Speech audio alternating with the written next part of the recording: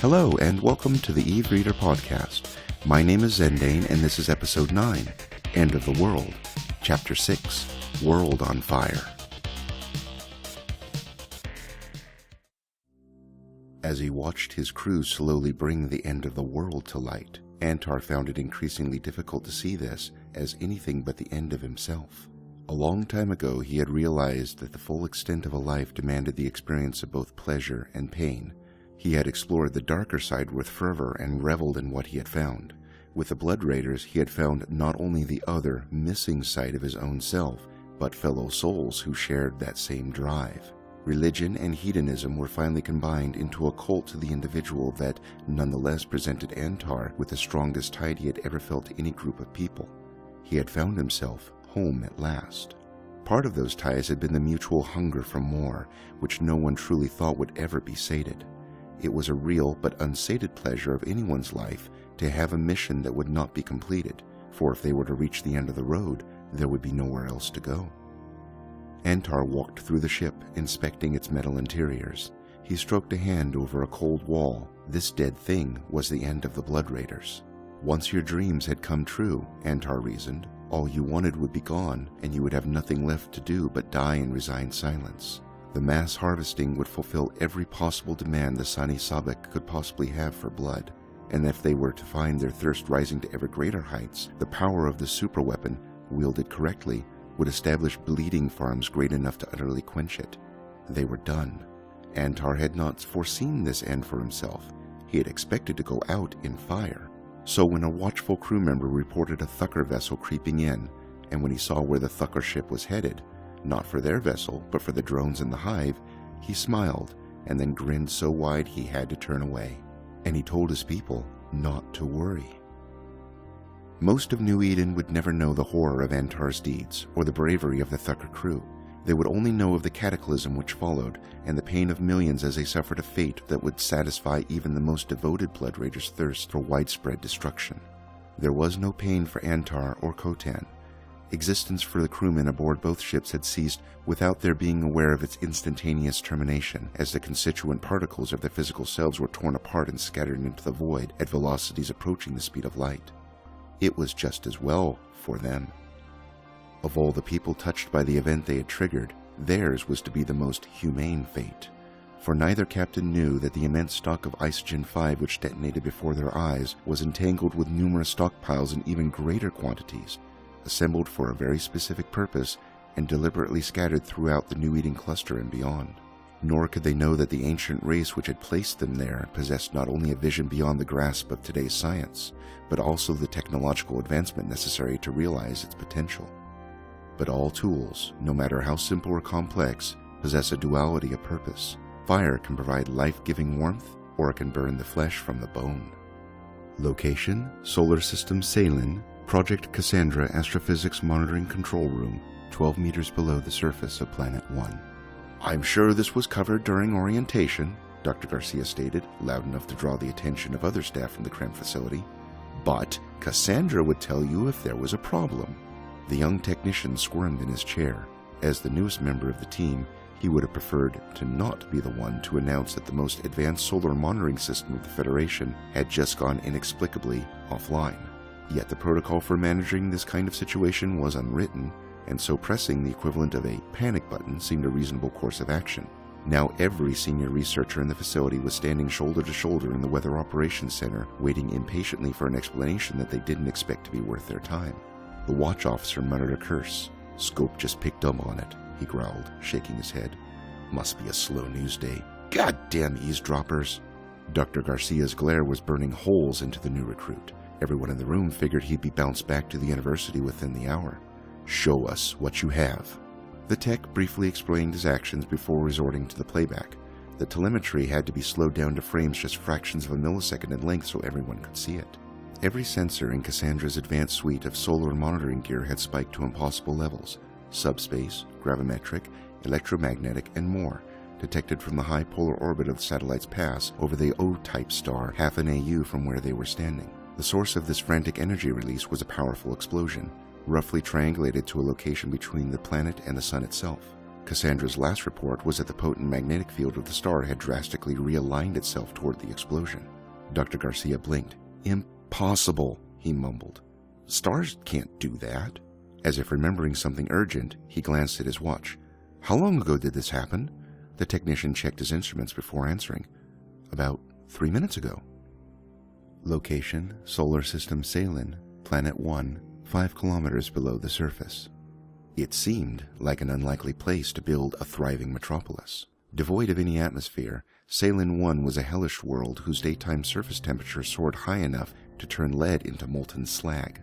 Though deep within Federation space, the world and system may as well have been an unremarkable fringe territory, hardly worth the fuel needed to reach it. 60 years ago, an independent surveyor named Bragg Salin left material acquisition to prospect on his own. Smitten with the endless optimism of a true pioneer, he vowed to build a mining empire that would rival the corporation which launched his career. After numerous years and hardships which depleted the entirety of his fortune, Bragg Salin finally struck gold, literally, with TLXX Tax 01, the Federation catalog name of the system which would later bear his name. Deep beneath the surface of that cratered wasteland was a treasure trove of natural resources, including an abundance of heavier metals coveted in virtually every manufacturing sector of the cluster. Undaunted by the steep logistical challenge of harvesting this bounty, Salin raised the capital he needed from governments, corporations, and private investors to build his vision of what a mining operation should be, a frontier settlement, run by people operating equipment rather than drones doing all the work on man's behalf. If it were any other world or man, investors would have never accepted the idea. But the abundance of subterranean treasure on TLXX01 made the effort worthwhile, and Bragg Salin was able to deliver not just on his promise to investors, but to the millions of prospectors eventually lured by the opportunity to work and prosper. Leave it to Federation terraforming expertise to create a living, breathing world beneath the surface of an inhospitable planet. In the mined excavation sites where thick veins of precious ore once lay, intersecting caverns big enough to house capital ships were now illuminated in gentle cycles with artificial sunlight. Water ran in streams and falls through a cityscape that was equal parts lush vegetation and stylish living quarters. Atmosphere scrubbers worked with the ecosystem to recycle air and push a comfortable breeze through the miles of interconnecting city blocks and work centers. The ambitious subterranean project did as much for the science of transforming worlds as it proved that the mining industry was core to the identity of the nation. In all, 4 main cities would be constructed: Lode Core, Metal City, Southern Cross, and Valamore. Bragg Salin died before the last of these could be completed, but his legacy was already established. At the time of his passing 20 years prior, 8 million people lived on TLXX Tax 01. By the time the planet was rechristened Salin 1, more than 500 million called those underground caverns home. These were thriving, pulsing cityscapes interconnected by mag-rail systems that spanned across the entire planet. Peak production for most of its natural resources was fast approaching, but the economic and cultural significance of Salin to the Gallente Federation would last long after the last chunk of ore was recovered. Until now, this had been the expectation. Access points for each of the main cities littered the surface of Salin 1. The most common of these were spaceports, which allowed dropships to transfer passengers and cargo within the safety of shielded containment fields. The planet hosted several space elevators for heavy freight, but these could only be operated at night due to the extreme daytime temperatures. Just beneath the access points was a network of operational support structures, all filled with people like the researchers in the Cassandra monitoring site, elevator freight cargo masters, dropship mechanics, and thousands of others. On the daytime side of Salin 1, these individuals witnessed a bright flash, then had perhaps a fraction of a second to notice an alarming rise in temperature and hear the sizzling sound of air molecules blown apart by subatomic particles. Those inside observatories near the surface, such as Dr. Garcia and his colleagues, caught fire immediately and lived just long enough to realize it before their hearts stopped beating. Those at deeper depths were more shielded and thus wouldn't immediately feel their bodies being penetrated and ruined by the invisible onslaught. Instead, a curtain of dread would fall over them as the electronic systems supporting their lives, including those which provided access to the surface both here and on the night side of the planet, suddenly ceased. Theirs would be the irony of being trapped in the dark, while somewhere above them, the hottest sun in the cosmos was hurling radioactive fire upon them. Location: Solar System Velour, Planet 4, Office of the President of the Gallente Federation. "This is no ordinary flare," the Concord representative stated. "That much material being thrown off is characteristic of a supernova, only there isn't enough of it to suggest that a total collapse is imminent. But the ejected plasma is following this new magnetic field at incredible sublight speeds. So what you're saying is that we're going to lose Salen completely? As it exists today, yes. The president clasped a hand over his chin, rubbing absently. How much time before? Less than 5 hours, if everything else remains the same. Saura Foratan stared ahead towards somewhere far from where he was. His eyes were glassy. There may have been just half a drop quivering above a tear duct. A few moments passed before he spoke again. His voice, though, was strong. We keep this between us. Not one word about what's going to happen, not even to rescue crews. We'll call them back as soon as you nail down the 0 hour. We can save more people this way. If that's your decision, we respect it. But as you know, Scope has a technically proficient organization which is quite adept at— Take whatever discretions you need, Foratan growled, looking towards Mentis Black and holding his stare for a moment. The Black Eagle's commander gave an imperceptible nod before leaving the room without saying a word. We'll do what we can from our end to keep them quiet, the president said. He paused again. If you were down there, would you want to know that the end of the world was coming? The image flickered, and shadows flashed each of the men standing in the room. The image from the Concord official never changed its expression. Mr. President, if I were on Salen right now, I would think that it had ended already. Location, Solar System Salen, Planet 1, surface level. The dropship pilot pushed the throttle all the way forward. The cockpit began to rattle as the instrument panel erupted with red warnings. We're too heavy, the loadmaster shouted through the intercom. We gotta shed weight. Strap in and shut up, the pilot snapped, wheeling the craft upward. He could feel the seat beneath him tremble as the craft's twin engine spewed white-hot plasma against the spaceport landing pad. She's got more than this. I know it. 300 survivors were crammed into the back, nearly half a ton heavier than the maximum weight that the Federation Pegasus-class dropship could handle for a planet with Salen's gravity. The military variant was equipped with enough thrust to put less than half as many troops in full combat gear into a hot zone with 1.0 gravity conditions. Now it was carrying a hold full of screaming victims from the pulse event at Salen, plus all the life support systems needed to keep them alive. Most of the victims had horrific burns, some with their clothing fused directly into the skin. This batch had been transported by one of the few mag rails still functioning on the daylight side of the planet and pushed to the very front of the evacuation queue. All of them were violently sick, having been exposed to deadly levels of radiation ejected from the system's blue sun. The pilot could see dozens of dropships orbiting the installation near the spaceport. His instruments were tracking even more that he couldn't see directly.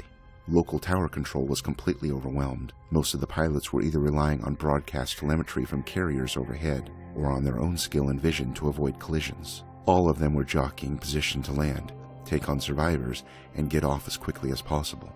And though he hadn't seen it himself, he heard that the daylight side of Salen 1 was unapproachable, limiting the number of sites where evacuations could happen at all. Audio warnings foretold of engine failure as the Pegasus strained at just a meter above the pad. His loadmaster was shouting a litany of panicked obscenities that in different circumstances might have sounded comical. Keeping one eye on an external camera display, he reached up and flipped 2 switches on a console. The mounted gun pods on the dropship's nose and wingtips were jettisoned and fell to the tarmac. The craft began climbing quickly as his instruments confirmed that the craft still maintained structural integrity and would survive an ascent into space.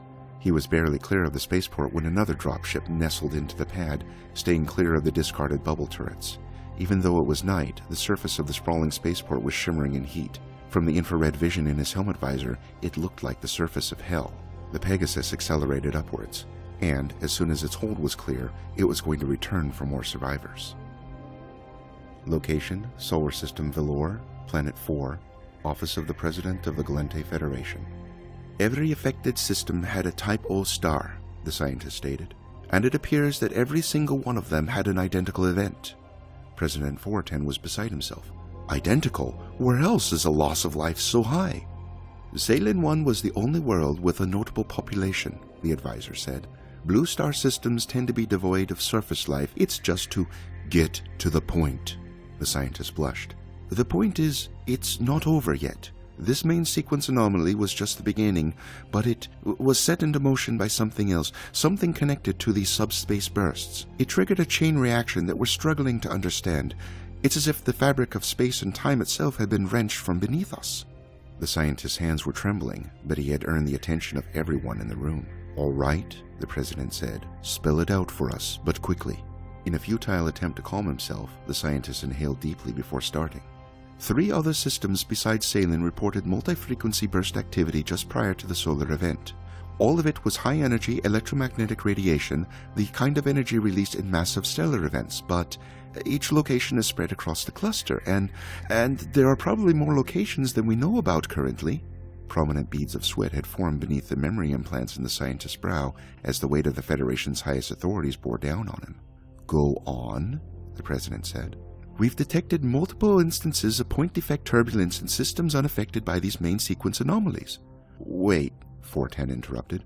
"What's a point defect?" "Wormholes," the scientist said. "The first naturally occurring wormholes since the collapse of the Eve Gate."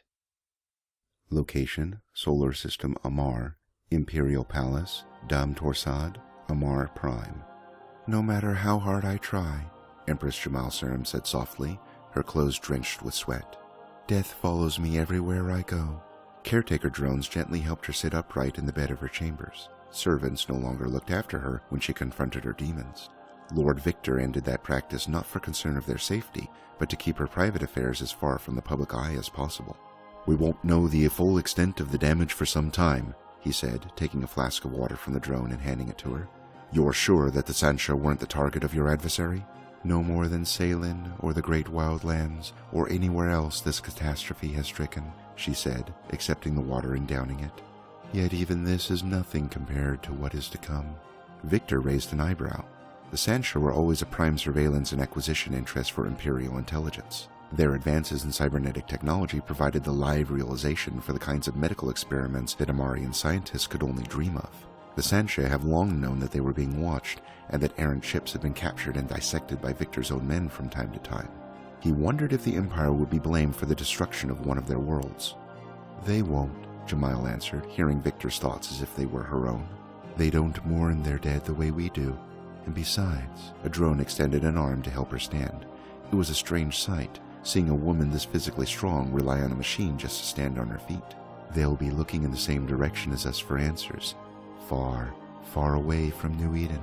Lord Victor watched as she moved away from the drone on her own power, one burdened step at a time. "I'm getting closer to understanding this," she said.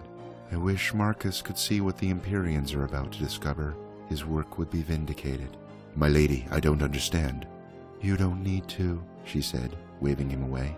"Just thank your god that Amar was spared from this." Location: Solar System Terraran, the Scope Publisher Station. "You must do exactly as I say," the Scope editor breathed, looking nervously over his shoulder. "Take this and publish it as is. Don't wait for confirmation from the others. Just do it." The press intern sounded unsure of himself. Sure. Where, though?" "Listen to me," the editor snapped, loud enough to draw the attention of several fans as he pushed his way through the crowd.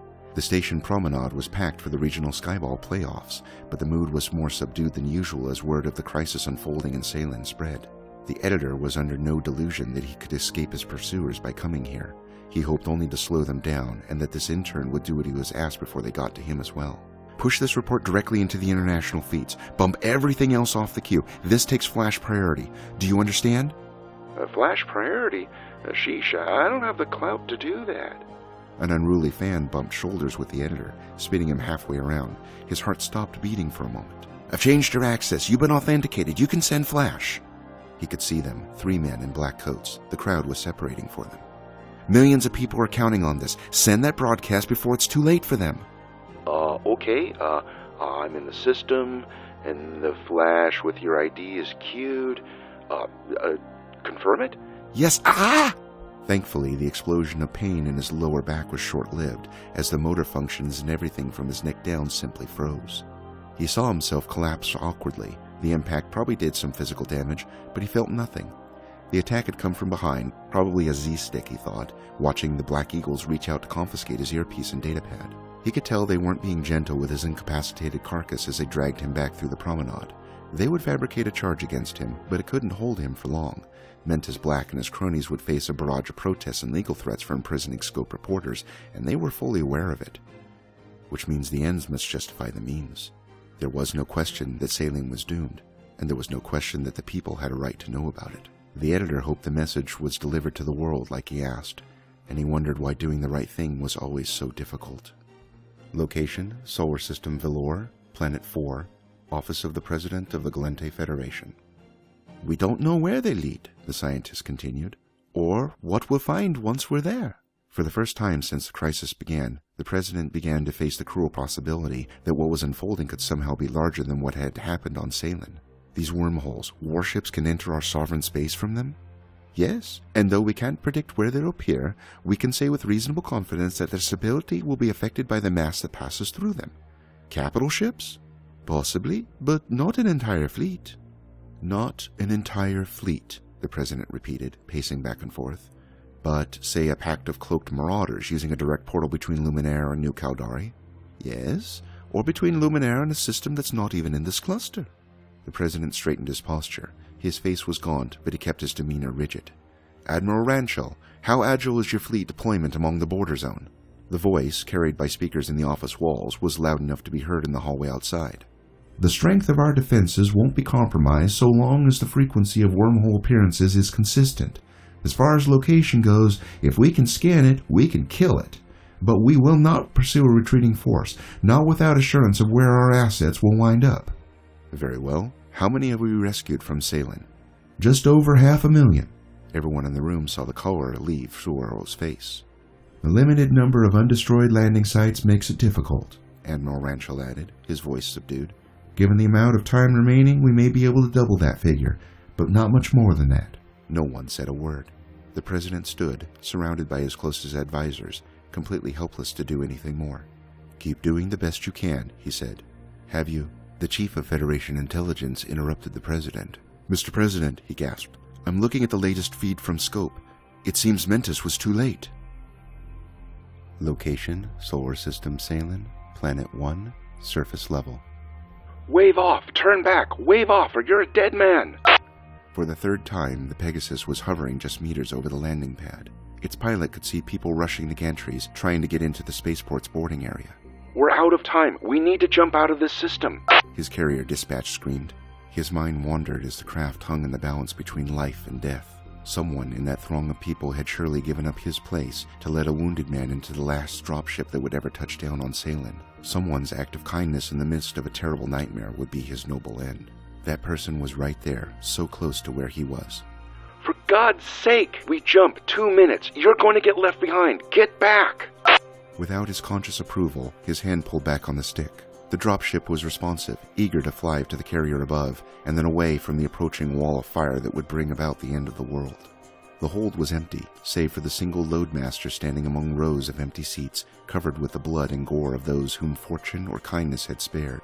As though fleeing for its own life, the Pegasus turned its back on the damned souls of Seylan and hurled away, its lone pilot's eyes moist with tears. Epilogue. The planet of Seylan 1 perished, as did dozens of other worlds, some in New Eden, and some that no person in recorded history would ever know about. The intentions of Antar and Khotan were irrelevant now, as the universe of their origin had changed so fundamentally they would probably be unrecognizable to them. Neither man could have imagined that the consequences of their actions would be so widespread, or that evil could triumph so decidedly over the powers of good. The civilizations of New Eden would mourn for those who were lost, and then search in earnest for the reasons why they died. But they would not look amongst the burned cinders of shattered worlds. They would search for answers by passing through the tears of fabric in space, through the wormholes, and venturing towards the unknown. This concludes today's reading of Episode 9, End of the World, Chapter 6, World on Fire. Thank you for listening. If you are interested in learning more about the rich history of the EVE universe, please visit the EVE Chronicles site at community.eveonline.com/background/POTW. Copyright information regarding the Chronicles in this podcast may be found at evereader.org/copyright.html. No miniature slaver hounds were harmed during the making of this show.